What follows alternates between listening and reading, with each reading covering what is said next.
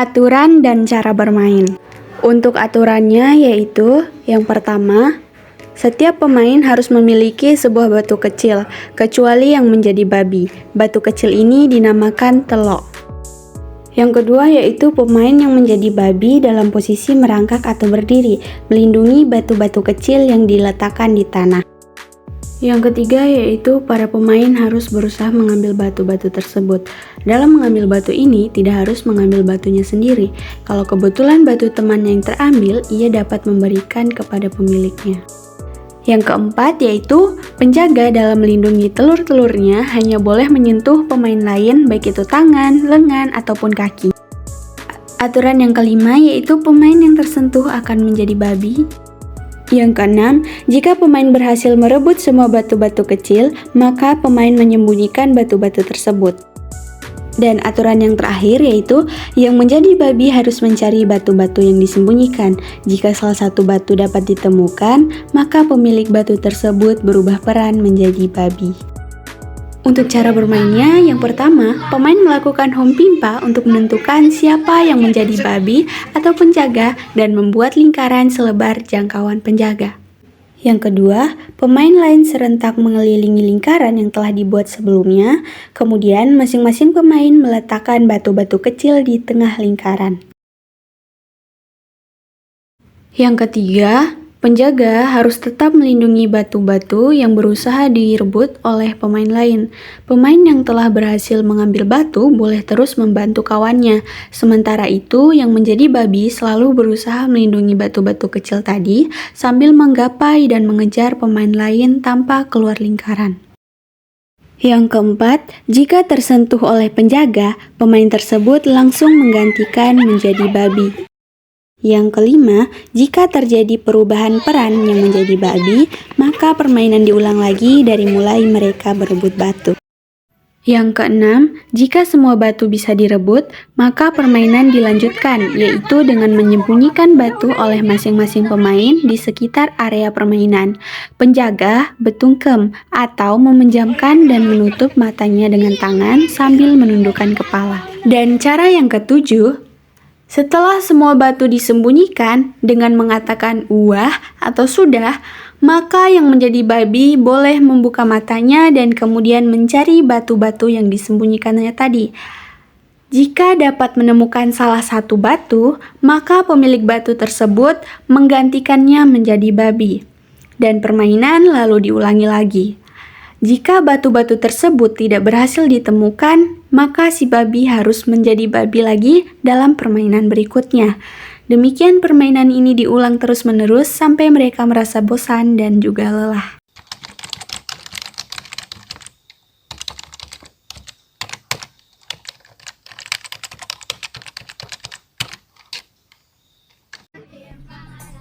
Latar belakang sejarah perkembangan bawi ketik. Mengenai latar belakang permainan ini di Desa Pejanggi, semacam legenda. Diceritakan bahwa Datu Pejanggi mempunyai seorang putra yang dijuluki Datu Bajang, Raja Muda atau Putra Mahkota. Pada suatu hari, Datu Bajang ingin pergi nyerah atau berburu. Ayahnya tidak mengizinkan karena khawatir putra satu-satunya mendapat kecelakaan.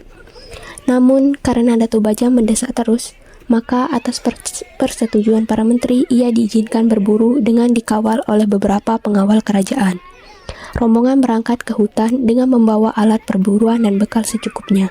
Rupanya rombongan sangat sial, sebab selama beberapa hari berada dalam hutan, tak seekor pun binatang buruan dapat dijumpai. Akhirnya, setelah beberapa hari berada dalam hutan dan tidak memperoleh sesuatu apapun, maka rombongan pulang. Tetapi di tengah perjalanan pulang, dijumpai seekor babi yang sedang menunggui anaknya masih kecil. Daripada pulang tidak membawa apa-apa, lebih baik anak babi itu dibawa pulang. Sebagai bukti kepada ayahnya bahwa mereka betul-betul telah pergi berburu. Maka segera rombongan dibagi dua. Sebagian mengelilingi babi tersebut dan sebagian lagi menunggu perbekalan dan peralatan yang dibawa. Ternyata babi itu sangat galak. Berbagai akal dan cara dilakukan mereka agar anak babi itu dapat direbut. Tetapi sebaliknya, babi itu pun dengan segala cara mempertahankan anaknya. Kadang-kadang dengan menendang kakinya ke belakang yang disebut ketik. Karena para punggawa menyerang dari segala jurusan, akhirnya anak babi itu dapat diambil lalu dibawa pulang.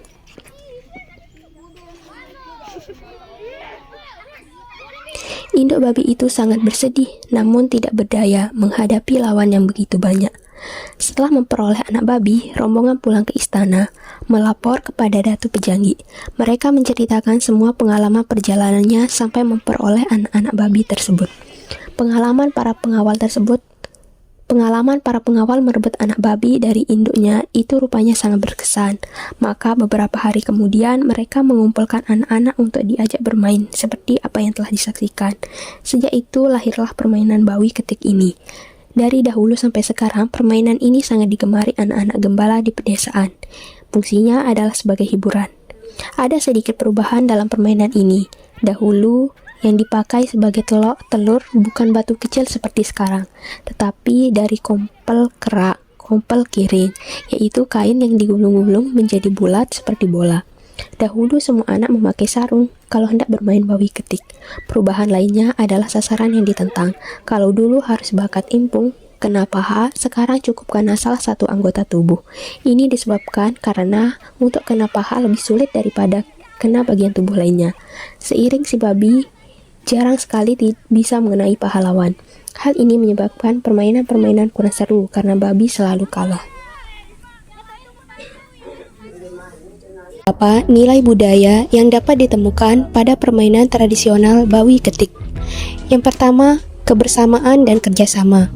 Permainan ini biasanya dimainkan secara berkelompok, sehingga menumbuhkan nilai kebersamaan dan kerjasama di antara pemain, di mana untuk mencapai kemenangan, para pemain harus saling koordinasi dan bekerja sama dengan anggota kelompoknya.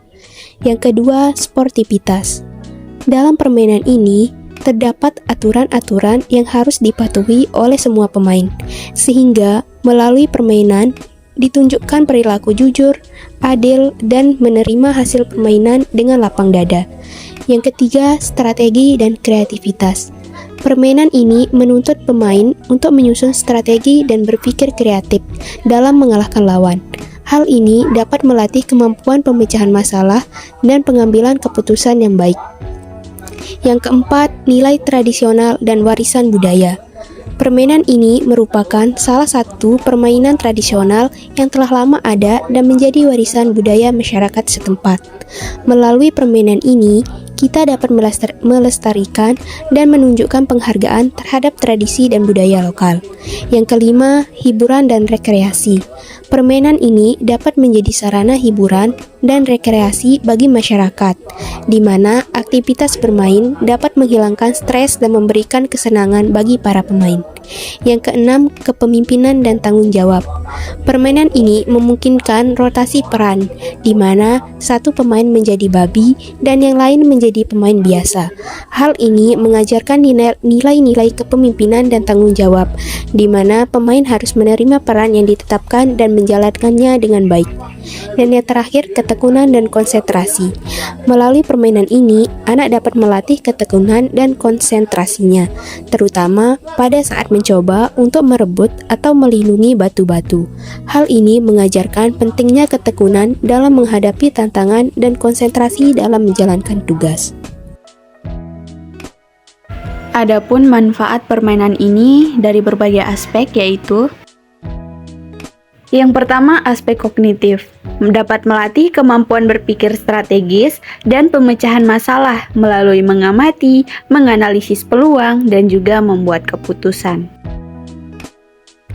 Yang kedua, yaitu karena permainan ini dilakukan oleh banyak pemain, maka permainan ini dapat membangun kerjasama dan komunikasi antara pemain.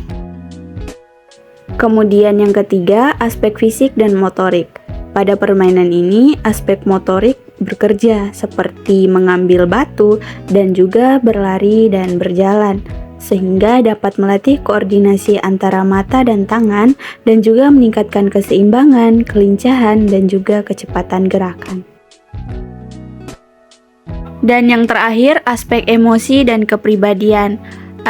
Mengembangkan kemampuan mengelola emosi seperti sportivitas dan juga kemampuan menerima kekalahan. Serta dengan melakukan permainan ini dapat melatih tanggung jawab dan juga mengembangkan rasa percaya diri anak. Oke, cukup sekian video dari kami. Jangan lupa like, komen, dan subscribe.